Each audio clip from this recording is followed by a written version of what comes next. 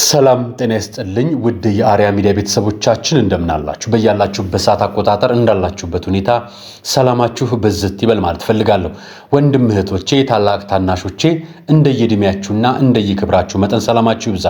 ታሞ የተኙ በሆስፒታል ያሉ በጸበል ስፍራ በስቃይና በመከራ በችግር ውስጥ የሚገኙ ወገኖቻችን በሙሉ እግዚአብሔር ከክፉ ነገር በሙሉ ያርቅልን።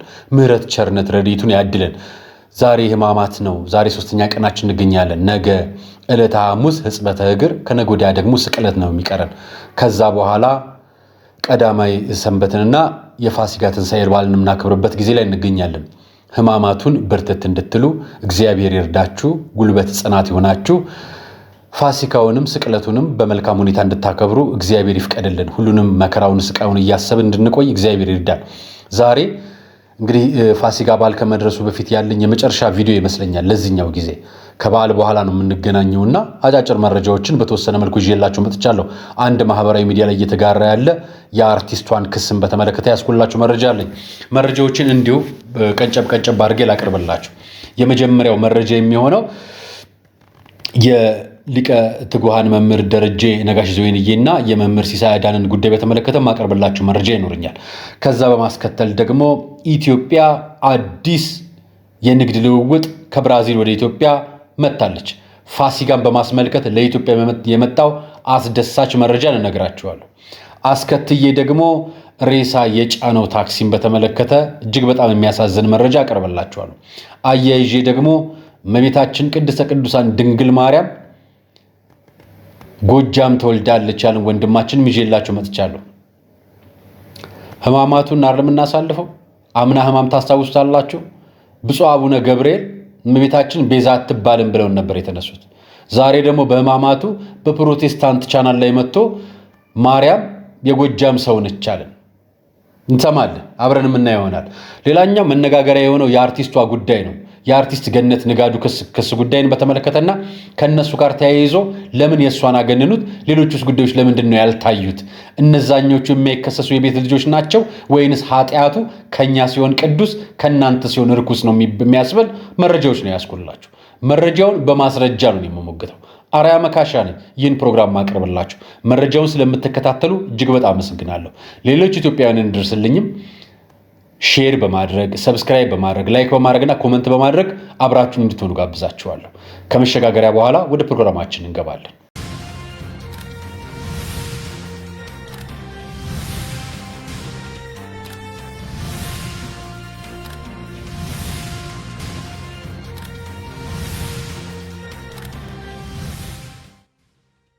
የመጀመሪያው መረጃ እንደምታዩት ምስል ላይ ሊቀ ትጉሃን መምህር ደረጀ ነጋሽ ዘወይንዬና መምህር ሲሳይ አዳነ ነገ መጋቢት ሚያዝያ 1 ፍርድ ቤት ይቀርባሉ። ወንድሜ ነጋሽ በዳዳ ደግሞ ትላንትና ከስር ተለቋል። ክሱ ይዘቱ ሐሳቡ ተመሳሳይነት አለው። ተመሳሳይ ክስ ነው፣ ተመሳሳይ ወንጀል ነው። የወንጀል ፈጽሟል የሚል ክስ ነው፣ ጥርጣሬ ነው ፍርድ ቤት የቀረቡበት ጉዳይ። ወንድሜ ነጋሽ በጉዳዩ ላይ ፍርድ ቤት ተከራክሮ ይግባኝ ተብሎበት በይግባኙ ረቷል። የነሱ የጊዜ ቀጠሮ ሲጀምር ረጅም ጊዜ ነበር። ትላንትና መምህር ደረጀ ነጋሽ ዘወይንዬ ትላንትና ቀርበው እንደነበር ነግራችኋለሁ። ነገ የመጨረሻ ውሳኔ እንሰማለን በእርግጠኝነት ማለት ነው። የመምህር ሲሳይ አዳነንም ሁለተኛው ቀጠሮ የሚቀርቡበት ቀን ነገ ነው። አብረን የሁለቱንም መረጃ በቻልነው አቅም ለማቅረብ እንሞክራለን። መረጃዎችን በማህበራዊ ሚዲያ የምናጋራቸዋለን ወይንም ደግሞ እዚሁ በኮሚኒቲ ጋይድላይን ላይ እዛ ላይ ለጥፍላችኋል። ኮሚኒቲ ላይ እሱም በቻልኩት መጠን አደርጋለሁ። እንግዲህ ሁለቱም እንዲፈቱልን ፋሲካን ቤታቸው እንዲያሳልፉ ጸሎት እናደርጋለን። ክርስቲያን ፈተናው ቅርብ ነው አይደለም? ለፈተና ስለተዘጋጁ ወንድሞቻችን እናመሰግናችኋለን፣ እናከብራችኋለን። መምህሮቻችን እንጠብቃቸዋለን ብለን ተስፋ እናደርጋለን። መልእክታችን ይድረሳቸው። ሌላኛው መረጃ የማቀርብላችሁ ሁለተኛው መረጃ ይሄን ዜና ተመልከቱት። ብራዚል ለኢትዮጵያ የጥሬ ስጋ ውጤቶችን እንድታቀርብ ፈቃድ ተሰጣት። ፋስት መረጃ ነው የዘገበው። ኢትዮጵያ ጥሬ ስጋ ልትቀበል ከብራዚል ልትገዛ። የኢኮኖሚ ጦርነት የሚባለው ምን እንደሆነ ታውቃላችሁ? የኢኮኖሚ ጦርነት ማለት የራሳችሁን ምርት እየጣላችሁ በሰው ምርት ተንጠልጥላችሁ እንድትኖሩ ማድረግ ነው። ኢኮኖሚስቶች፣ ስታቲስቲክሶች የማንኛውም ነዋሪ ሰው ይሄን ያውቀዋል። የራሱን ሸክላ ጥሎ በሰው ሸክላ ቡና ማፍላት ከጀመርን ኢትዮጵያውያኖች ቆይተናል። ከጀርመን፣ ከፈረንሳይ፣ ከሌሎች ሀገሮች የሸክላ ጀበና ኢትዮጵያ ውስጥ መምጣት ጀምሯል። ኢትዮጵያ ሸክላ እንዲመረት የተፈቀደ አይደለም ወይ ደግሞ እየቀዘቀዘ ነው ገበያው። አሁን ደግሞ በአፍሪካ ቀንድ ከፍተኛ ቁጥር ከብት ያላት ኢትዮጵያ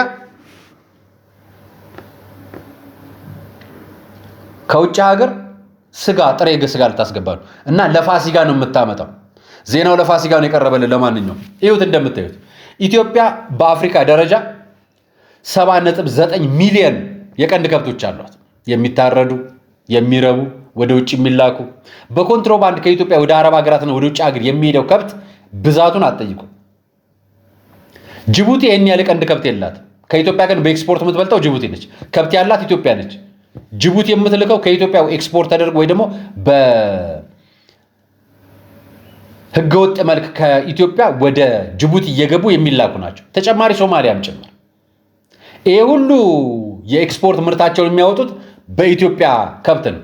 ኢትዮጵያ ከብቶቿን ኤክስፖርት ማረጋግጧት ጭራሽ ኢምፖርት ታደርጋለች ከብት፣ ጥሬ ስጋ እና ይሄ ማደግ ነው መውደቅ ነው። አሁን የሰለጠንን ነው የምትሉኝ፣ ወደቅን ነው የምትሉኝ። 70 ሚሊዮን ከብት ተሸክመን እኛ ከውጭ እንትን እናስገባለን ስጋ፣ ጥሬ ስጋ። ለፋሲካ ቁርጥ ይወዳል የህዝብ ጥሬ ስጋ ይወዳል፣ ሆዱን ይወዳልና ስለ ሀገሩ ኢኮኖሚ አያገባውም የሚል ዜና ከሆነ በጣም ሰማለሁ። ስለ ሀገራችን ያገባናል። ኢትዮጵያ በቀንድ ከብቶችም በከብቶችም በምርትም ከሁሉም ሀገራት የተሻለ ማምረት ትችላለች። ነገር ግን ፈቃድ የሰጠው አካል ለዚህ ፈቃድ የሚሰጠው የግብርና ሚኒስቴር የሚገኝ የእንስሳትና የእንስሳት የሚመለከተው ሚኒስቴር ዴኤታ ዘርፋል። እሱም ጭምር ነው። በኢምፖርትም ደረጃ ደግሞ የሚፈቅደው ገንዘብ ሚኒስቴርም የሌሎች የመንግስት ተቋማትም ናቸው። የራሳችን ምርት ማሻሻል አቅቶን ከብራዚል ጥሬ ስጋ አምጥተን ለገበሬዎቻችንና ለስጋ ቤቶቻችን ልናድል ፍቅሬ ኩስፓኛ፣ ታሪክ ኩስፓኛ ምናምን እያልን ልንከፍት ማለት ነው። አሁን የብራዚል ስም ሮናልዶ ልንለው አምጥተን ቀልዱን ተውት። ለማንኛውም ኢትዮጵያ 7.9 ሚሊዮን ከብት አላት። ታንዛኒያ ሁለተኛ ነች፣ 37 ሚሊዮን አላት። ቻድ ደግሞ 37 ሚሊዮን አላት። በ100 ሺህ ቤት ነው የሚበላለጡት። ሱዳን 30 ሚሊዮን አላት። ኬንያ 21 ሚሊዮን አላት። ናይጄሪያ 20 ሚሊዮን አላት። ኒጀር ደግሞ 17 ሚሊዮን አላት። ኡጋንዳ 15 ሚሊዮን አላት። ሳውዝ ሱዳን 14 ሚሊዮን አላት። ማሊ 13 ሚሊዮን አላት። ሳውዝ አፍሪካ 12 ሚሊዮን አላት። ቡርኪና ፋሶ 10 ሚሊዮን አላት። የነዚህ ሁሉ ብትደምሯቸው ኢትዮጵያ ከሁሉ በላይ ከፍተኛ ነች። ይሄ ኖሮን ከብራዚል ጥሬ ስጋ ለማስገባት ፈቃድ የወሰደች ሀገር ብራዚል ነች። እኛም ጥሬ ስጋ እንጓጓለና እንጠብቃለን። ላሳልፍላችሁ መቼም ልንገራችሁና ልለፈው ብዬ ነው። ይሄንን ታክሲ ሬሳ የጫነ ታክሲ ላሳያችሁ ነው። የተቸገረው ነዳጅ አጥቶ ሬሳውን ማድረስ አቅቶት ነው የቆመው። ዜናውን ላንብብላችሁ። የምትመለከቱት መኪና አስክሬን ጭኖ በነዳጅ እጥረት የቆመ ሲሆን ቤተሰቡ ከትላንት ጀምሮ ኩፖን ካላመጣችሁ አትቀዱም ተብሎ በከፍተኛ ስቃይ ውስጥ እንደሚገኝ ተገልጿል። ሐዋሳ ነው በነገራችን። ከአለታ ወንዶ ወረዳ ለሕክምና እንደመጡ የሚናገሩት ቤተሰቦቹ በሕክምና ላይ እያለ ህይወቱ በማለፉ አሁን ወደ መጡበት ለመመለስ ነዳጅ ለማስቀዳት ከሐዋሳ ከተማ ምክትል ከንቲባ ኩፖን እንድናመጣ ተነግረውን ትላንትና እሁድ፣ ይሄ ዜና የቀረበው ሰኞ ዕለት ነው። እሁድ በመሆኑ ዛሬ ስብሰባ ገብቷል ተብለው ታች በምትመለከቱት መልኩ የሰው ልጅ አስክሬን በዚህ መልኩ እየተጉላላ ይገኛል። ሬሳ አስቀምጦ ስብሰባ የሚወጣውን ባለስልጣን እየጠበቀ ኩፖን ሊፈርሙ።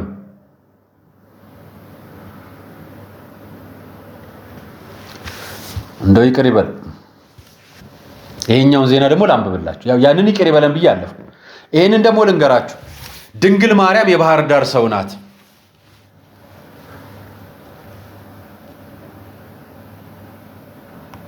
ጆን ዳንኤል ያየውን ቀማኝ የሚል ፖድካስት ነው። ፖድካስቱ ፓስተር ሶፎንያስ ቻናል ላይ ነው የቀረበው። ፓስተር ሶፎንያስ እንደምታውቁት ሰሞኑን ከጆ ጭሮ ጋር የአየር ኃይል ልብስ ለብሶ ሲያገለግል የነበረ ነው። አሁን ያቀረበው ልጅ በጣም ብዙ ሰዎችን ይናገራል። ከነ አብሮ ከተማረው ኮሜዲያን እሸቱ መለሰ ጀምሮ ማርያምን ባህር ዳር ወሰዳት። ኢየሱስን ሙሴን የት እንደሚያረጋቸው በጌ ምድር ይወስድላቸዋል። ጎንደር ላይ ላሰማችሁ ከራሱ አንደበት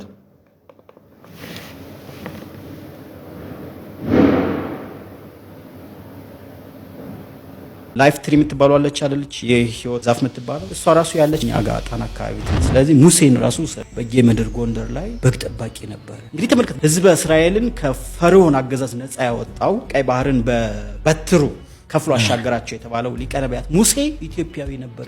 ኢየሱስና እናቱ ማርያም የት አካባቢ ባህር ዳር የት አካባቢ እንደነበር ይሄ አሁን ስታየው ለሌሎቹ ተረት ሊመስል ይችላል። ፍልሰታ የሚባለው እዛ ነው የመጣው። እንደሆነ ይሄ ጾሙ ራሱ ማለት ነው ከግብጽ ወደ ኢትዮጵያ መጥተዋል እና ጣና አካባቢ ነው ኖር የሚባለው። ኢየሱስ ክርስቶስ እንደውም ኢትዮጵያዊ ነው፣ እናቱም ኢትዮጵያዊ ነች። ሳይንሱም ፕሩፍ ያደርግላል። መጽሐፍ ቅዱስም ላይ የመጀመሪያው ምዕራፍ ላይ ነው ቀድማ ማለት ሀገሩ ገነትን ያጠጣታል ከሚባለው አንዱ የጊዮን ወንዝ የሚለው የአባይ ወንዝ ነው። እዚያ አካባቢ ያሉት የተሰወሩ አባቶች በደመና ሳይቀር ተጭነው ነው ሚቲንግ ያደርጋሉ የሚባል። እሱ ደግሞ ጥበብ ደግሞ ቀላል ነው። ደብተራው ተዋና የሚባለው የጎጃሙ ሂዶ የንጉሱን ማዕድ ይበላ ነበረ። በደመና ተጭኖ ነው የሚሄደው። ከጎጃም የት? ጎንደር። ከጎጃም ጎንደር ሄዶ አዎ። እሺ። በደመና ተጭኖ። በደመና ማለት ምንድነው? ደመና ማለት ደመና በቃ ይሄ ደመናው ላይ ይሄዳል። ልክ እንደ ፕሌን በደመና ተጭኖ። እሺ። እና በክላውድ ማለት ነው ይሄ ደብተራው። እሺ። ከዛ ማን እንደሚበላ ታውቃለህ? የንጉሱ ማዕድ ነው የሚበላ። ንጉሱ ከሳ ይላል። የሚበላው አጥቶ ጨምሩልኝ እንዳይል በጩ ነገር ተሰጥቶታል። የሚበላበት ደግሞ ይሄው ነው። ግብጽ ራሱ የኢትዮጵያ ኮሎኒ እንደሆነች አታውቅም እንዴ? አታውቅም? ግብጽ ኢጂፕት የምትባለው ፒራሚዶችን የሰሩት ኢትዮጵያውያን ናቸው። አስረግጬ ነው። የግብጽን ፒራሚድ የሰሩት እኛ ኢትዮጵያውያን ነን። ኢቭን ፕሪስትሁድ የምትሉ ቀሳውስትነት ምናምን ያለማመራችሁ ፓጋን ነበሩ። እኛ ነን ያለማመራችሁ። እንዴት ወርጎታት እንዳለ የኢትዮጵያ ኦርቶዶክስ ቤተክርስቲያን ጳጳሳት ካህናት ከዛ ነበር እንዴ? እሱ በስህተት ነው። አብዛኞቹ የሚመጡት እንደው ሙስሊሞች ናቸው። ለምሳሌ አቡነ ሰላማ የሚባለው መጣ። በዘመኑ የነበሩት ዕቁባቶች ቁጥር 10 መኳንንትን ያስረጃሉ ይላል። እንግዲህ የአቡነ ሰላማ ከወደዱ የማይቀር ይወዳሉ። አቡነ መስቀሉን አስቦ የሚስመውን ከታማዊ ላይ ቀር በርሶ ልታማ ከግብጽ የመጡት አቡነ ሰላማ የተባለላቸው በዘመኑ የነበሩ ቆነጃጅት ነው። ውዳሴ ቃል ለሳቸው ጨረሱት አልኩ። ይሄንን ቆነጃጅት ፍቅር ነው አይደለም? መስበክ እውነት ነው። ፍቅር ነው የሚሰብከው አይደለም? አንተ ለወንድምህ ሩህሩህ ካልሆን ካዛኝ ካልሆን እንዴት ነው እግዚአብሔር? ኢቭን ጠላትህን ውደድ ነው። ኢቭን ካሰለ ሚለው አስተምሮ ሚለው እንደዛ ነው። ግራህን ለመጣ ቀኝን ስጠው ነው ሚለው። ግን አንተ አሁን ግራህን ቢመጡ ቀኝን ሰጣለህ? ኧረ ግራህን ቢለኝ ልውጋው ነው የሚለው ቀኝን። እንደዛ ነው። ያው ዛሬ እኮ እንትን አልፈራም፣ ማንጅራት መቻ አልፈራም። ይሄ ቤት መኪና የሚነዱ ሃይማኖት አባት ነኝ ነው። ለእግዚአብሔር ያራራ እንትን ይገጭሃል። እሱን ነው የምፈራው። ይራራልኛል። ይሄ ማንጅራት መጪው ይራራል ብዬ አስባለሁ። መኖር ወይስ አለመኖር ትልቅ ጥያቄ ነው። ማስተርፒስ ወይም ከንቲባው በሚለው ስሜ ነው የምታወቀው ማህበራዊ ሚዲያ ቲክቶክ ፕላትፎርም ላይ እኔ ኦርጋኒክ ነገር ነው በልቻ ያለኩ። የሀብታምም ልጅ ነኝ፣ ችግር የለም። እንዴ የሀብታም ልጅ ነህ? ያ ያሉ እኮ የብር ሸለቆ ልጆች እኮ ያዩሃል በኋላ ችግር ይዩኛ። ታዲያ ይዩ ከብት ካልክ ወደ ከመቶ በላይ ከብቶች እንዴ ወዲያው ታረድልሃል። አሁን አንተ ሲያምርህ ምናምን በልጅነት ተፈለኩ የበግ ጠቦት እንዲሁም ከወተት ራሱ አማርጬ ነው የምጠጣው። እንዴት ምን አይነት ወተት? በተፈጥሮ ነጭ ነው አይደል? ይሄ ጥቁር አላም ወተት ነው የቦሮ አላም ይሆንልኝ ካልኩኝ ይቀየራል። ወተቱን ከላምላም አልፈለግም አልወደውም ካልኩኝ እንደዚህ በባህሪ እንደዚህ ለኛ ነው። ብዙ የብራና ስራዎች ተወስደውብናል። በፒኤችዲ ደረጃ ያስተምራሉ። ሂድ ጀርመን ምናምን አብዛኞቹ ለምን ይመስላል ግዕዝን በፒኤችዲ ደረጃ የሚያስተምሩ? እንዴት እሱ የጻፈውን ነገር አንብበህ እንደ ሼክስፒር ትሆናለህ? አንደኛ አትሊስት እሱ 30 ምናምን ከጻፈ አንተ ደግሞ 10 ጽፈህ ነው መሆን ያለው። አባቱን የሚቆጣ ልጅ አረቄ የምትጠጣ ተመልከት። ሞዴል መሆን የማይችሉ ዛሬ እኮ ትውልዱ እሸቱ ፕሮግራም ላይ በሚሊዮን ለመታየት የተለየ አክት ወይ እናም የሚመክራቸው ይመስለኛል። እንዲበይና ማበረታታት ነው ኢንዳይሬክትሊ እኮ በነገርህ ላይ እኮ የሱ ቪው ለመጨመር የኢትዮጵያ ልጆች እየሞቱ ነው። እሱ ግን ምን አለ? ልጅ የወለድኩ ማግስት ቴሌቪዥን ከሳሎን ያነሳው እንዳያይ እንግዲህ የሱን እንጨት የሚል ፕሮግራም ግን የኢትዮጵያ ልጆች ይወልድ በነፃ ዊዛውት ሳንሱር አስበዋል አይደለ? ትውልድ ገደላ ማለት ይሄ ነው። በነገርህ ላይ እኔ መክሬዋለሁ። እና ዶክተር ወዳጀነ ምናምን ትልልቅ እንግዶች አሉበት መድረኩ። ከዛ ይሄ ዲያስፖራው ደግሞ አለ። በቃ እሸቱ አድናቂ ነኝ ያለ ተሰልፏል። እሸቱን እያስፈረሙ ወንድም ደግሞ ኮራ ብዬ ምናምን ሰው ሲመጣ ኮራ ብዬ እኔ ጅንን ማለት እወዳለሁ ሲፈጥረኝ ማለት እሺ። እና ስል እሸቱ ወደ እኔ መጣና ምናምን ሰላም ሲለኝ አላለልህም ማለት ምንድነው ሲለኝ አይ እንደዚህ ብለሃል መጥቀስ ማልፈልገው ነገር እንትን አድርጓል። ምክንያቱም 3 ዓመት አብረን ተምረን ከእሸቱ ጋር አብራችሁ ተምራችሁ ዩኒቨርሲቲ ላይ እሺ። እኔ ሰቃዩ ነኝ እንደውም በዚህ አጋጣሚ። ዞሮ ግን ከቲክቶከሮች ማንን ታደንቃለህ? በውበት ናዮ የምትባለው ደስ ትለኛለሽ። አሁን ጆን ዳንኤል ወለደባት እንደ የሰው ሚስት ዲቫይን ሾው ላይ የቀረበ ነው ይሄኛው ሳክስ። ይሄኛው ማለት ቃሉ ራሱ ይከብደኛል ለመጠቀም አይደል። ከቅርብ ጊዜያት ወዲህ በጣም የገነኑ ነገሮች ማህበራዊ ሚዲያ ላይ እየወጡ ነው።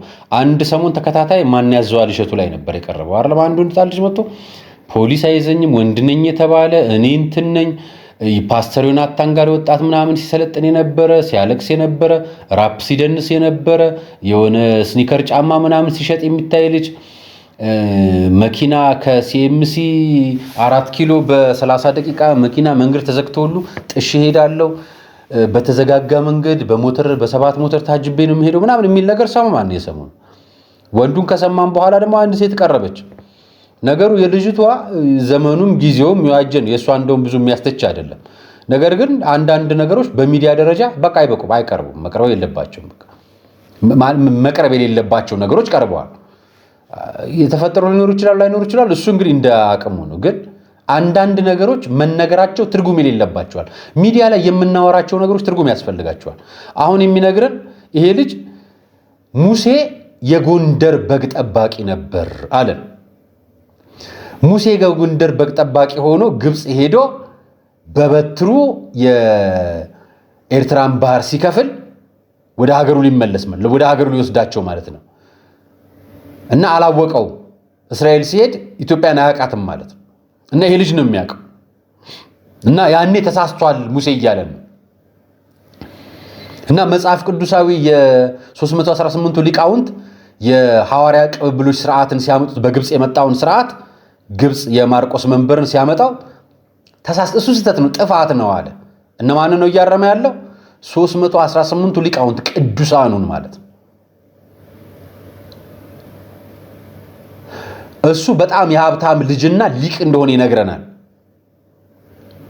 የጻፈው መርምሮ ያገኘው ለኢትዮጵያ ያደረሰው ነገር ምን አለ ከሰማነው አይቀር ማለት ነው እኔ አዋቂ ነኝ ከሽቱ ይበልጣለሁ ብሎ የነገረን ራሱ ነው እየሰማችሁት ትምህርት ቤት ሳይንስ ማለት ነው የባህርነት ትምህርት ነው የምንማረው ምንም ጥያቄ የለው ለየትኛው ካምፓኒ ለባህርነት እንድናገለግል ተመርጠን የምንሰራ እንጂ መንፈሳዊ ሴት ሀገራዊ ድገት ላይ ትልቅ ትኩረት ተሰጥቶት እየሰራ አይደለም እሱ የትምህርት ስርዓቱ ከመጣ በኋላ የደፈጠጠብን ጣጣ ነው እሱ ይታወቃል አሁን እንደውም እሱን ለማሻሻል መሰራት አለበት ተብሎ ህዝብም ይተቻል መንግስትም ይተቻል እንግዲህ ተቋማትም በዚህ ጉዳይ ላይ ለመስራት የራሳቸውን የሆነ አስተዋጽኦ ያደርጋሉ በተለያየ አጋጣሚ አሁን እሱ በሱ ነው ሊቅ ነኝ የሚለው እና የሚፈራቸው ቪኤት የሚይዙ የሃይማኖት አባት ነን ባዩ አስፈሪዎች ነው ፓስተሮቹንም ጳጳሶቹንም ሼኮቹንም ጭምር ማለት ነው እና እየነገረን ያለው እመቤታችን የባህር ዳር ልጅ ነች አለ ኢየሱስም ኢትዮጵያዊ ነው አለ እንግዲህ እመቤታችን የባህር ዳር ልጅ ከሆነች ከወለደችው እመቤታችን ባህር ዳር ነው የወለደችው ማለት ነው በአንተ ንግግር መጽሐፍ ቅዱስ ላይ ግን ባህር ዳር የሚል ቃል የለም የባህር ዳር ምስረታ ራሱ በምን ዘመን እንደነበር አታስታውሱ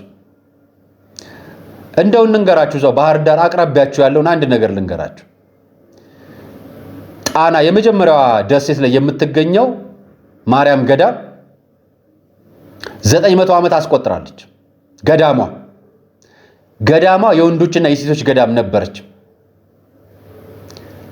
አቡነ ታዲዮስ ነው የመሰረቷት የአቡነ ተክለ ሃይማኖት አጎት እንግዲህ የባህር ዳር ልጅ ሆናችሁ አቡነ ተክለ ሃይማኖት አጎት የሆኑት አቡነ ታዲዮስ ያችን ገዳም ሲመሰረቱ ከ900 ዓመት በፊት ባህር ዳር የምትባል ከተማ የለችም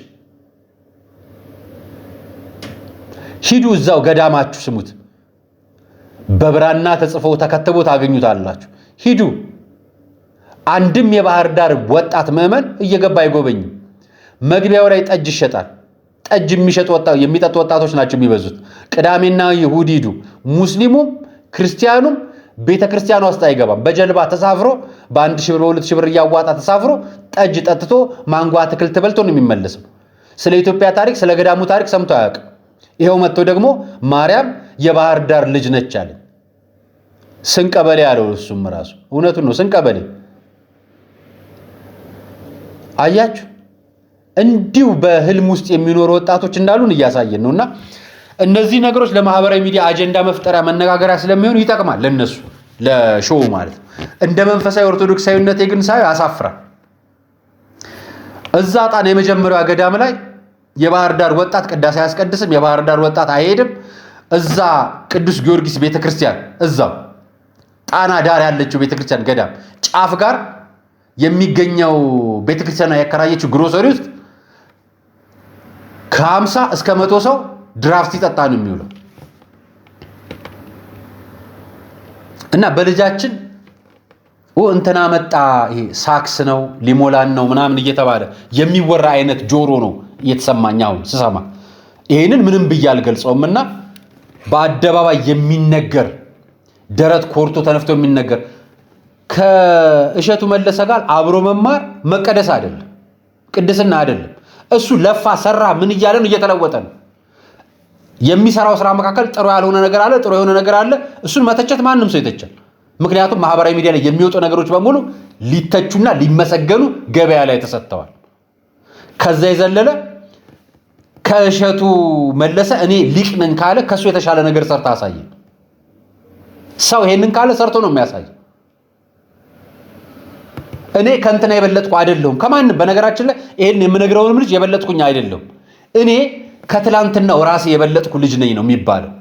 አዋቂነት ያ ነው። እኔ አባቶች ያስተማሩኝ ትላልቆች የነገሩን ከትላንት ማንነታችን የተሻለ ሆነ እንድንገኝ እንጂ ከእንትና ልንወዳደር አይደለም። ሚዲያ ላይ የምንወጣው ራሳችንም አቁመን የምንሄደው ከእንትና ልንወዳደር አይደለም። እመቤታችን ቅድስት ድንግል ማርያምን ከእስራኤል አምጥቶ ከናዝሬት አምጥቶ ባህር ዳር ስላስገባናት አንቀደስም። የምንቀደሰው ስላመለከን ስለተከተልን ስራ ስለያዝን መንፈሳዊ ቅድስና ስለተከተልንና ክርስቶስን መስለን ስለምንኖር በሱ ፈቃድ ልንቀደስ እንጂ በእኛ ፈቃድ የሀገር ልጅ ነኝ ብለን መንግስተ ሰማያት ልንገባ አይደለም። ሙሴ በጌ ምድርና የጎንደር ልጅ ነህና ሙሴ አማልደኝ ብለህ የሀገር ልጅ ነኝ ተሳስተ ነው እስራኤል ሄድከው ብለህ ስለተናገርክ መጽሐፍ ቅዱስን ተንተን አወክ ማለት አይደለም። ቁርአንን ብተነትን መጽሐፍ ቅዱስን ብተነትን ትንታኔ አይደለም የሚጠቅመው። መንፈሳዊ ክርስቲያናዊ ልጅነት ነው የሚያስቀድሰው። ባለፈው ባህር ዳር እንደሚባል ቦታ እንትን ቦታ እንደሚባል ቦታ አለ። አንዱ ደግሞ ተነስቶ አጣየ ላይ ማርያም እንዲህ ቦታ አለች። ተገናኙና ተነጋገሩ እናንተ። እኛ መጽሐፍ ቅዱስን ያዘዘንን እናምልክ፣ እናንተ ተረታችሁን አምልኩ።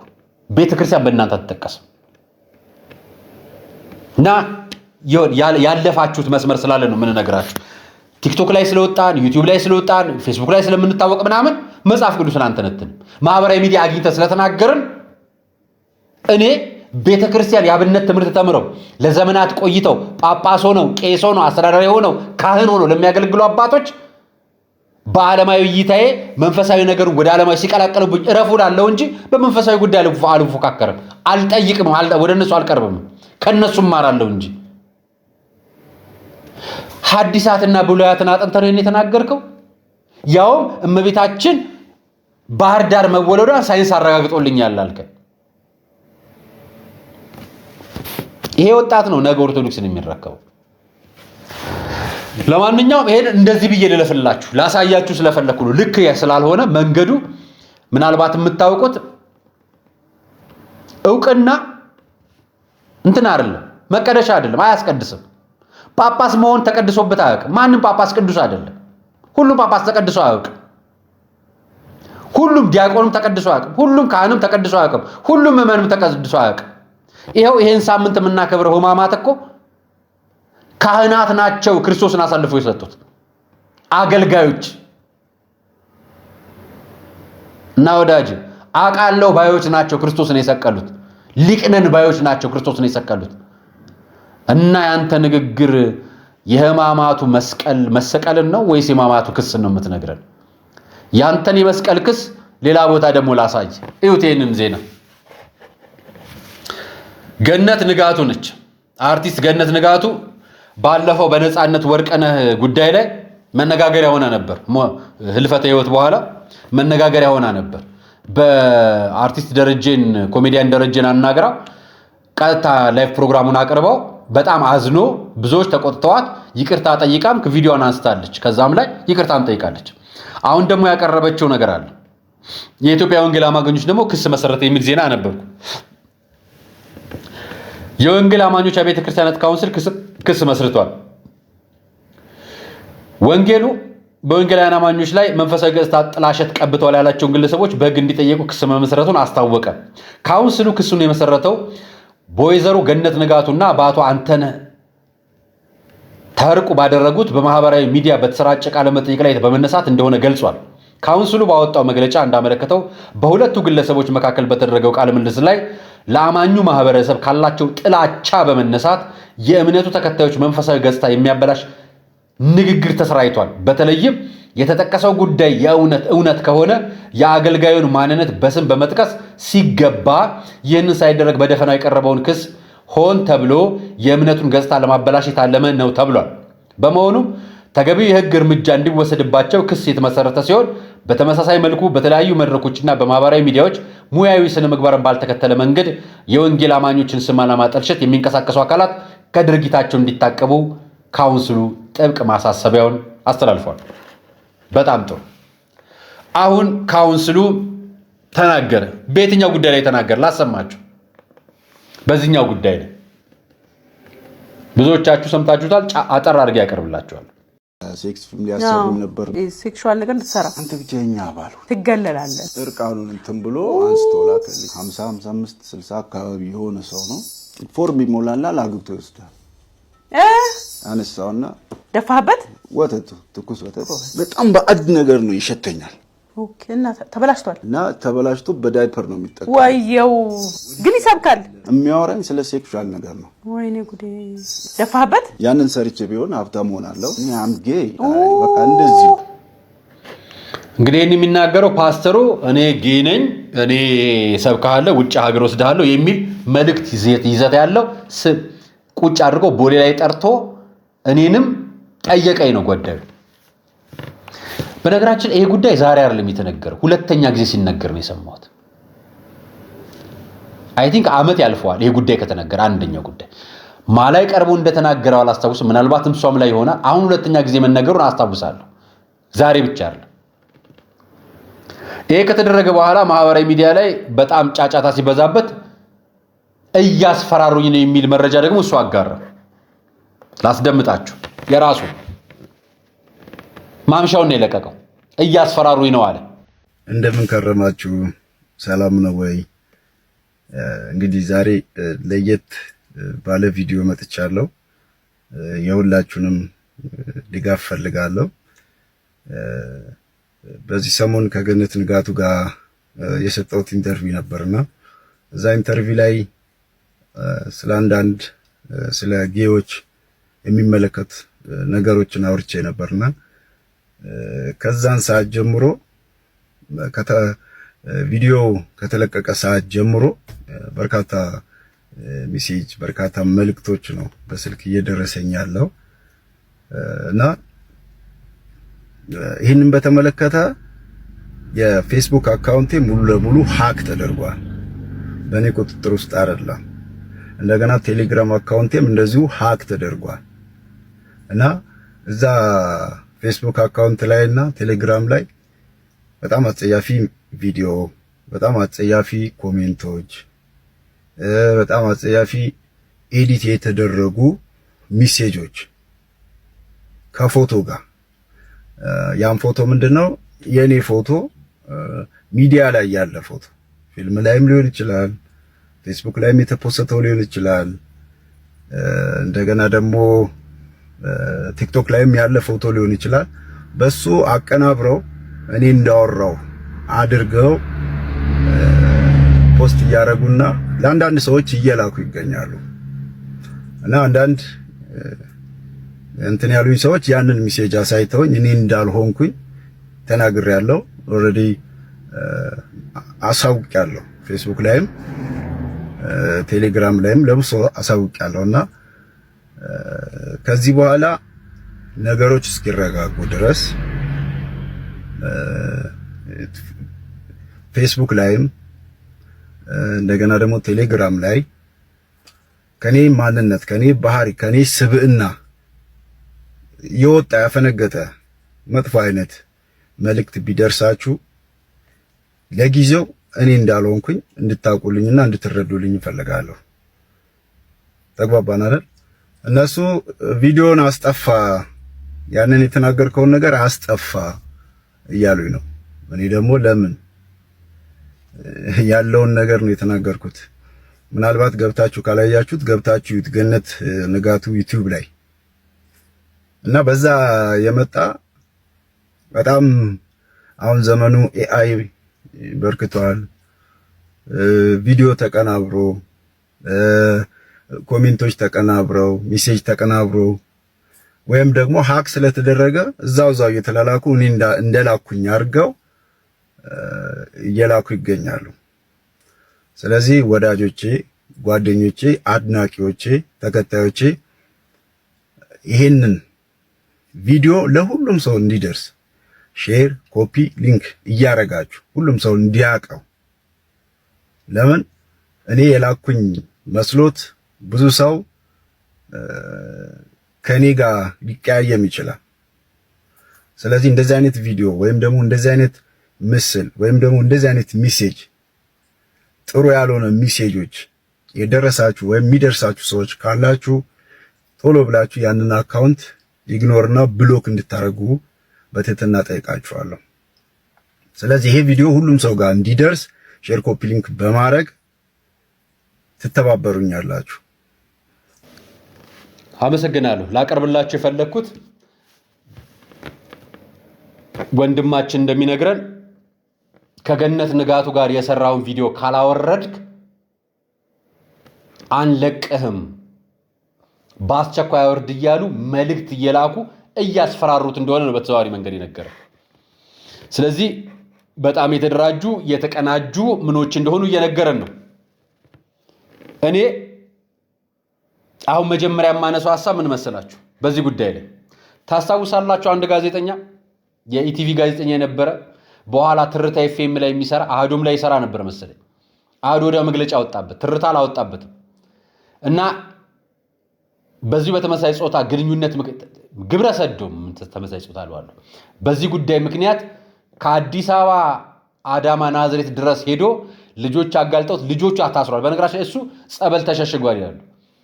ቤተክርስቲያንም ቸርችም መስጊድም የኃጢአትም የወንጀልም መደበቂያ መሆን የለበትም። ኃጢአት በንስሐ እንታጠባለን፣ ወንጀልም ግን በፍትህ ነው የምናገኝ። አሁን ይሄ ልጅ የለም፣ ያለበት አይታወቅም። ከለውታል፣ ደብቀውታል፣ ሰውሮታል፣ ወስደውታል እየተናገሩ ማህበራዊ ሚዲያ ላይ ከሀገር የወጡ ሴቶችንም ወንዶችንም ታውቃላችሁ አይደል? አሁንም እነግራችሁ እኔ ስለወጡ ሰዎች አሉ። እነዚህ ጉዳዮች ቤተክርስቲያን ተደበቀ ሲባል የተናገረው መጀመሪያ ማን መሰላችሁ? ኦርቶዶክሳዊ ምዕመን። ጸበል የወንጀል መደበቂያ አይደለም፣ ኃጢአት መሰወሪያ መከለያ መሆን የለበትም። ንስሐ በኃጢአቱን በንስሐ ይታጠብ፣ ወንጀል ግን ወንጀል ነው ብለው ነበር የተማገቱት። አሁን ግራ የገባኝ ነገር ይሄ ካውንስል በማህበራዊ ትስስር ገጹ ላይ እንደው የጻፈው ኢቫንጀሊካል ሚዲያ ካውንስል በሚል ክስ ተመሰረተባቸው የሚል አርቲስት ገነት ንጋቱና የኛውን ግብረ ሰዶም ጠይቆኛል ፓስተሩ ያለውን አርቲስት ከሰዋቸዋል። የገለጹት እንደዚህ ነው። ምን ብለው መሰላችሁ? በዝርዝር የገለጻቸው ወይዘሮ ገነት ንጋቱና በአቶ አንተነህ ተርቁ መካከል በተደረገው ቃለ መጠይቅ ለእምነቱ ተከታዮች ካላቸው ጥላቻ አንድ ያዙልኝ፣ ለእምነቱ ተከታዮች ካላቸው ጥላቻ ጉዳዩ ፓስተር የሚባል ኃጢአተ ሰዶም የለም ነው መልእክቱ የሚሆነው። ከሌለ ጥላቻ ነው፣ አዎ ነው። ከሌለ ካለስ ይሄ ንግግር በእነሱ ሰዎች ብቻ ነው የተነገረው?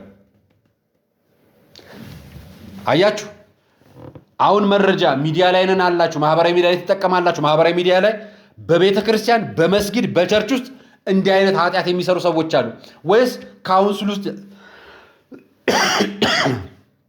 ወይንስ ካውንስል ውስጥ በሙሉ ሰዎችን ኃጢአት እንደማይሰሩ አረጋግጣቸዋል በፊርማቸው? ከሆነ አሳያቸዋል። አንደኛው የማያስኬደው ንግግር ጥላቻ ላይ ተመስርተው የምትለው አታስኬድ። ኦርቶዶክስ ቤት የኢትዮጵያ ኦርቶዶክስ ተዋሕዶ እምነት ተከታይ ሆነው ይሄ ወንጀል ነው። በነገራችን ላይ ከኃጢአት አልፎ ወንጀል ነው። ወንጀል የሰራውን ሰው ብታዩት ብትናገሩና ሰውየውን ባታስይዙት የኦርቶዶክስ ጥላቻ ነው ልትባሉ ነው። አያችሁ፣ ዘፈን በራሴ ሲሆን የሆነ ነገር ይሆናል። ለማንኛውም ቃለ ምልልስ እየተሰራጨ ያለው ጉዳይ በእርግጥ ጉዳይ የእውነት ከሆነ መሆኑን ለማረጋገጥ ከፈለጋችሁ ቀጥሎ ማሳያችሁን ቪዲዮ ትከታተላላችሁ። ማመን ከፈለጋችሁ አሳያችኋለሁ ቪዲዮዎች ከናንተው አማኝ፣ ከናንተው ፓስተር፣ ከናንተው አገልጋይ የተነገረው ንግግር። ታዲያ መሆኑ ምን አጠራጠራችሁ? ዛሬ ባይሆን ይሄ ቤተክርስቲያናችን ልጆችን ሊመራ አይገባም ብላችሁ በውስጥ ተደራድራችሁ አናግራችሁት ያንን ከምዕመኑ መለየት የእናንተ ኃላፊነት። አባትነት፣ የልጆች ጠባቂነት፣ እረኝነት ከሱ ይበልጣል። የክርስቶስ ልጆች ይበልጣሉ ከእናንተ ስም። አሁን የኢትዮጵያ ኦርቶዶክስ ተዋሕዶ ቤተክርስቲያን ስለምትባል ቤተክርስቲያን አይደለም የምንናገረው። የፕሮቴስታንት ካውንስል ስለሚባል አይደለም የምንነጋገረው። አንድ ኃጢአትና ወንጀል ስለሰራ ሰው ነው የምንነጋገረው። ከሌለ ስሜ ተበክሏል፣ ከሌላ ካለ የታለ ነው የሚባል። ስጡን፣ በውስጥ ገብታችሁ አናግሩት። ምክንያቱም በአደባባይ መናገር አይጠበቅበትም። የግለሰብ ሚዲያ ነው። ሚዲያ ላይ መናገር የሚፈልገውን መናገር የማይፈልገውን ያለ መናገር በውስጥ በኩል ለጸጥታ አካላት ለሚፈልገው የመንግስት ተቋማት መስጠት መብቱ ነው። በነገራችን ላይ መብቱ ነው። አሁን ማስፈራሪያ ከምን መጣ አካላችሁን ቃለን ማለት ነው። ለማንኛውም ተከታዮች ካላችሁ በደፈናው ሰዎች ለእምነቱ ተከታዮች ካላቸው ጥላቻ እውነት እንደዛ ነው የምታስቡት? ሐሰት የሚሰሩ ሰዎች ለሐሰትነታቸው ሲነገር እውነት ለአማኙ ጥላቻ ኖሯቸው ነው? እዛ ሰሜን ጎጃም እዛ ሸዋ ላይ የሚደረግ መተት ብላችሁ የምትናገሩት ኦርቶዶክሳውያንን መርጣችሁ ለይታችሁ ይሄ ጥላቻ ነው አይደል እንጂ እምነት አይደለም። ይሄንን ከሚያምነውና ከማያምነው እየለየን ነበር የምንነግራችሁ። ለካ ንግግሮች ሁሉ እናንተ ከጥላቻ ነው የምትይዙት። ስለዚህ ለይታችሁ የኦርቶዶክስ ቤት የሆነውን ነገር በምክንያትም በአጋንንት ስም ብትናገሩት ጥላቻችሁን የምታንጸባርቁበት መንገድ ነው። አደገኛ ነው ያካሄድ። አያችሁ፣ ልውሰድላችሁ። ለማንኛውም ከወሰዳችኋቸው ነገር አይቀር እንዲበላሽ ሆን ብሎ የተሰራጨ ስለሆነ ካውንስሉ በሕግ እንዲጠየቁ ክስ የመሰረተባቸው ሲሆን በተመሳሳይ መልኩ በልዩ ልዩ መድረኮች የተለያዩ ማህበራዊ ሚዲያዎችና መድረኮችን በመጠቀም ሙያዊ ስነ ምግባርን ባልተከተለ መንገድ እኛን የሚሰድቡ እንጂ የሚሰደቡት አያገባንም ነው ቋንቋ። የወንጌል አማኝ እምነት ተከታዮችን ገጽታ ለማባላሸት የሚሰሩት አካላትም ከድርጊታቸው ሊቆጠብ ይገባል። በጣም ትክክል፣ በጣም ጥሩ። ላሳያችሁ። እኚህንስ ታውቋቸዋላችሁ? እንዲሁም እዚህ ቦሌ ላይ አንድ ጊዜ ምን ተፈጠረ? አንድ ቸርች ውስጥ ፓስተሩ፣ ምክትል ፓስተሩ ማለት ነው የ14 ዓመት የ13 ዓመት ቲኔጀሮችን ወንዶች ልጆች ከመጋረጃ አለ እንደዚህ አይነት መጋረጃ ጀርባ መድረኩ ጋር ወደዛ ወስዶ ነው የደፈረም ብለው ሁሉ ኢንተርቪው ሰጥተዋል። ልጆቹ የሃይማኖቱም ስም እንዳይጠለሽ ያልተሰማ ነገርም እንዳናሰማ በሚል በሚዲያ ላይ በወቅቱ አላሳወቅንም። አሁን አፍጥጦ ስለመጣ ነው እኔ ራሴ የተናገርኩት። የተደፈሩ ልጆች አሉ። የተደፈሩ ወላጆቻቸው ቤተክርስቲያን ነው የላኳቸው፣ ለጸሎት ነው የላኳቸው። ቤተክርስቲያን በሄዱ ስነ ምግባር ይማሩልኛል። ጥሩ ከሰሳችኋቸው ቄስ ግርማን ክስ መሰረታችሁ? 9 ዓመት በፊት ነው እዚሁ አሁን ኢንተርቪው ያረክበት ባለው ቦታ ላይ አገልጋይ መጣ፣ የቤተ ክርስቲያን አገልጋይ። ታሪኩን በግልጽ የምናገረው እንድናገር ስለፈቀደው በፊልም አወጣዋለሁ ሁሉ ብሎኛል። እንግዲህ ያደርገዋል ብዬ አስባለሁ። በቤተ ክርስቲያን መድረክ ላይ ቆሜ ያገለግላለሁ። የወጣቶች አሁን እንዳውም የህፃናትም አገልግሎት ላይ ተሳታፊ እንደሆን እድል አግኝቻለሁ። ግን ላለፉት 9 ዓመታት ግብረ ሰዶማዊ ነኝ እና መድረክ ላይ ቆሜ ሁሌ ሳገለግል ይሄ ነገር በቃ ይመጣል፣ እንዴት ነው እግዚአብሔር ዝም ያለኝ እያልኩ ነው ምለው። እና በየቀኑ ነው ድርጊቱን የምፈጽመው፣ ምደረገው ነው ያለው። እንደ ሚስት ነው ራሱን የሚሰጠው፣ ተደራጊ የሚባለው ታይፕ ነው። እና ሰው ሳጣ ከገንዘብ ከፍዬ ነው ምደረገው። እና እንደ ሚስት ከሚጠቀሙብኝ መካከል አንዱ በገዛ ቤተክርስቲያኔ የሚያገለግል ወንጌላዊ ነው። ነፃ ለመውጣት ነው የመጣው። መጨረሻ እድል ልሞክር ብዬ ነው። ከ40 በላይ ወንዶችን ግንኙነት ያደረገ ፓስተር ነው ይሄ። ዶክተር ስዩም አንቶኒዮስ ነው የተናገረው። ገነት ንጋቱ ጋር ከቀረበው ልጅ በምንድን ነው የሚለየው? የቄስ ግርማም የዶክተር ስዩም አንቶኒዮስም ንግግር በምንድን ነው የሚለየው? እነሱስ ፕሮቴስታንቱን ጠልተው ነው እንደሚናገሩት? ልጨምርላችሁ ያው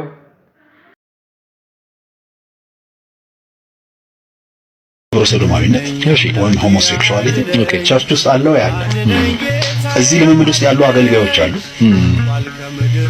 ዘማሪዎች ጭራሽ የሚያገለግሉ ማለት የሚያገለግሉ ያጋጥማል፣ ያስደነግጣል።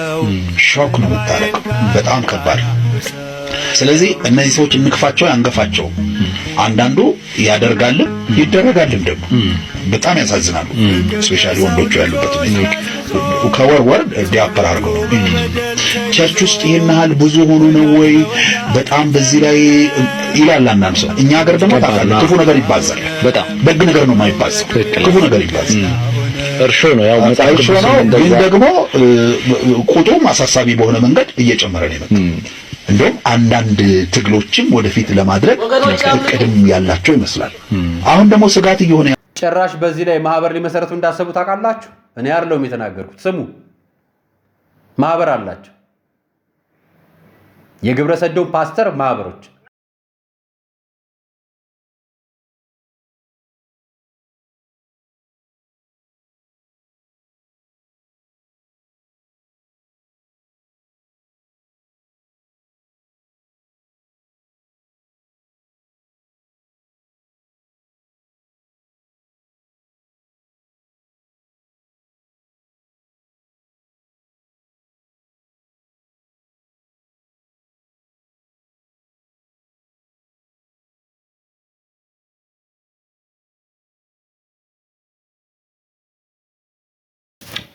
እነዚህ የተናገሩት ሁሉ ከየት ነው የመጡት?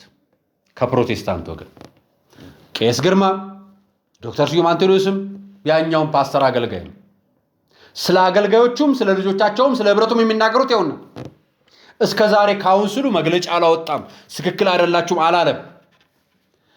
ጠየቀኝ ነው ያለው እኮ ቤተክርስቲያን አይደለም ያለው፣ እኔን ወስዶ ቦል ላይ ጠየቀኝ ነው ያለው። በነገራችን ላይ ፖሊስ የመጠየቅ ስልጣን አለው። ግለሰቡም ከፖሊስ ቀጥሎ ፍርድ ቤት ላይ ጉዳዩን ለዳኛው ብቻ የመስጠት ስልጣንም አለው። እና መርጣችሁ ነው እንዴ ካውንስሉ መግለጫ የምታወጡት? ስሙ መጠልሸት ከጀመረ እንደው ሙሉ ፕሮቴስታንትን መስሎ ከተሰማችሁ እኔ እንደምረዳው ዶክተር ስዩም አንቶኒዮስን እኔ ኢንተርቪው አድርጌው አውቃለሁ። ቄስ ግርማንም እኔ ኢንተርቪው አድርጌያቸው አውቃለሁ። ሁለቱንም በፕሮቴስታንት የሚከበሩ የሚወደዱ ብዙ ቦታ ያገለግሉ ሰዎች ናቸው። መሰረት ክርስቶስ ላይ ታውቃላችሁ፣ ኤምኬሲ ላይ በጣም ወሲባዊ ቅድስና በሚል ጉዳይ ላይ ለረጅም ዘመናት ሲያስተምር የነበረ ዶክተር ስዩም አንቶኒዮስ ጀሞ ሳይት ላይ ወንጌላውያን ወይ ደግሞ የፕሮቴስታንት እምነት ተከታዮችን ወክሉ። ቄስ ግርማን ታውቋቸዋላችሁ። ከአየር ጤና ከተለያዩ ስፍራዎች ጀምሮ በአገልጋይነት ለዓመታት የቆዩ ዶክተሬታቸውን ተቀብለዋል አይደለም? በቅርቡ ፒኤችዲያቸው ነው ዶክተሬታቸው። በስነ መለኮት በመለኮት አስተምሮ በተለያየ ነገር መድረክ ሲመሩ ነበር። ቤተሰባቸው ላይ ስለደረሰው የሐሰተኛ ፓስተሮች ጉዳት ጨምሮ እንዴት ቤተሰባቸው እንደተገደለባቸው እነዚህ ሐሰተኞች ደግሞ ጨምረው እንዴት ግብረ ሰዶማውያን በአደባባይ እንደተያዙ ይሄው 14 ህፃናት አስመስክረናል አሉ። እሳቸው ፕሮቴስታንቶችን ጠልተው ነው እንዴ? አይደለም አይደል? ለምን ገነነ ካላችሁኝ አንገቱ ላይ ክር ስላለው ነው ገነነ። አንደኛው እሱ ነው። ሁለተኛው ነገር እኔ መጥቶ የተነገረው ነገር ምን ያስተምራል የሚለው ጥያቄ አለ በራሴ። ኢንተርቪው ለምናደርግ ሰዎች፣ ኢንተርቪው ለምንቀበልም ለምንሰባ ሰዎችም ምንድን ነው ያስተማረን ነገር አሉ። መፍራት አለብን። አዎ። መጠበቅ አለብን። አዎ። ልጆቻችን መጠበቅ አለባቸው። አዎ። ስለ ኮምፕሬሄንሲቭ ሴክሹዋል ኤጁኬሽን በሀገር አቀፍ ደረጃ ፓርላማው ሐሳብ እንዲቀይር የሃይማኖት ተቋማት እንዲሰሩ እንደ ስዩም አንቶኒዮስ የሰራ ሰው አለ። ትጠቅሱልኛላችሁ? የሳሞአ ስምምነትን ትጠቅሱልኛላችሁ?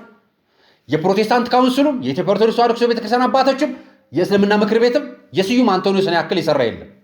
የተሟገተ በአደባባይ ለህዝብ ያበቃ ህዝብ ያነቃ ፓርላማውን መልሶ እንዲያደረገ በኋላም በቃላት ጉዳዩን አንፈጽም ሳሞአ ስምምነት አይፈጸምም ብሎ ለአባቶች ምስክርነት ያሰጠው ዶክተር ስዩም አንቶኒዮስ ፕሮቴስታንት ይጠላል ትሉ ነው። ከዚህ በላይ ግብረ ሰዶምን መቃወም አለ? አያችሁ፣ የተነገረው ሁሉ ጥላቻ ነው ካላችሁ የተናገረው ሰው ይወክለዋል ማለት ነው። ስለዚህ ንግግሩ በአደባባይ ይኸው አሳዩዋችሁ መደዳው። ሀገራችን ግን አስከፊ ሁኔታ ውስጥ ነው ያሉት። በቅርብ ሰሞናት ላሰማችሁ። ይህን ሚዲያ ሲዲ ስፖርት የተናገረውን ታስታውሳላችሁ?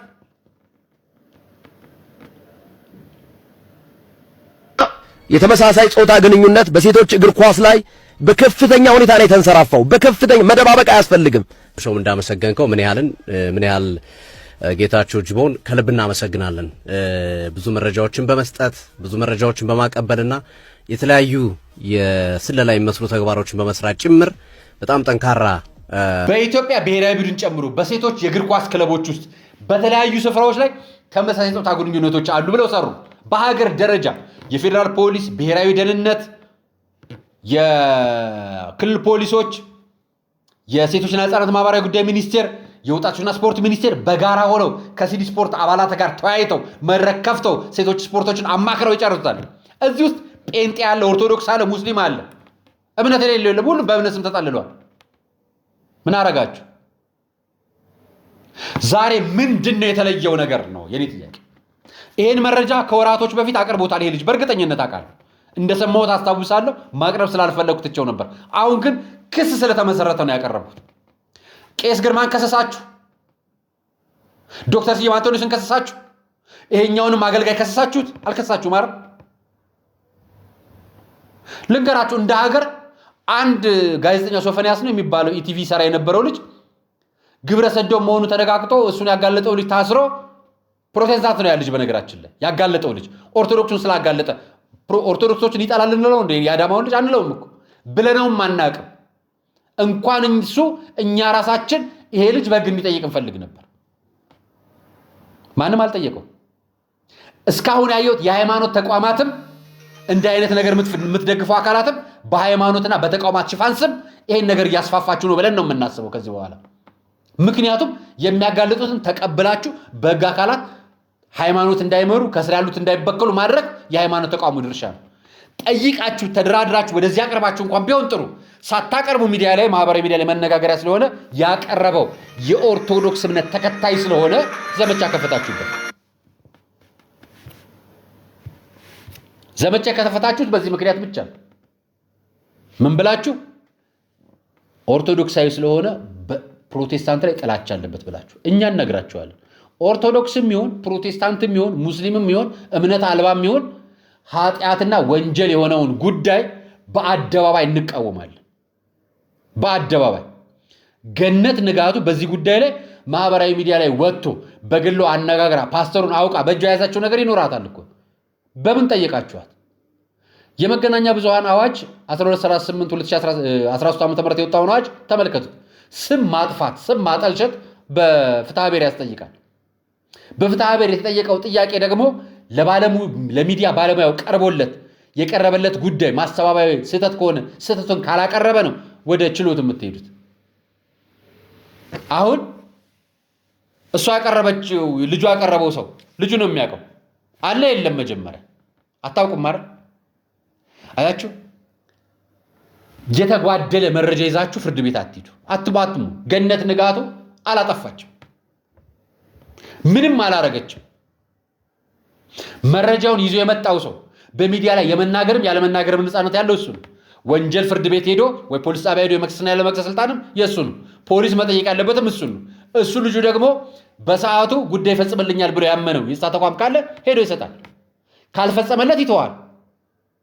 ይሄ የተፈጸመ ያለፈ ጉዳይ ነው። ወንጀል ድርጊቱ ከተፈጸመ ከምን ያህል ጊዜ በኋላ ነው ክስ መመስረት የሚቻለው? አያችሁ፣ ታሪክን መናገር መብት ነው። ታሪክን ሲናገር ግን ወንጀል ነው ብሎ ደግሞ መነሳት ትክክል አይደለም። አንድም ፕሮቴስታንትን ጥላቻ ጉዳይ አላየሁበትም። ፕሮቴስታንትን መጥላትም እንደዚህ አይደለም። ሃይማኖቱ አይኑር ትክክል አይደሉም እነዚህ የእምነታቸው ምናምን ብሎ አይደለም የተናገረው። እኔን ያናገረኝ በግሉ አንድ ፓስተር ነው። ራቁቱን ፎቶ ልኮልኝ እንዲህ አድርጎ ነበር። ጊዜውንም ረጅም ጊዜ። ምክንያቱም ካረሳሁት ይሄ አርቲስት ልጅ ቴኳንዶ ምናምን የሚሰለጥናል መሰለኝ፣ ስፖርት አቋም ምናምን ነበር እሱ ቲያትር ፊልም ላይ በነበረ ሰዓት ላይ። ከዛ በኋላ ታሞ ሁሉ ድጋፍ ተጠይቆለት እንደነበር አስታውሳለሁ። አያችሁ አመታቱ ምን ያህል እንደሚሄድ። ወንጀል ፍርድ ቤት ላይ ለመቅረብ በምን ያህል ጊዜ ገደብ ነው መቅረብ ያለበት? አመክሮ የሚባል ነገር እዚህ ያለ ምንድነው? ጊዜ ገደብ አለው ለመጠየቅ። ከሆነ አመት በኋላ ያለፈው ወንጀል በወንጀል መጠየቅ አይችልም። ከዛ በኋላ አያችሁ ዕውቀት ማነስም ላያቀርበው ይችል ይሆናል።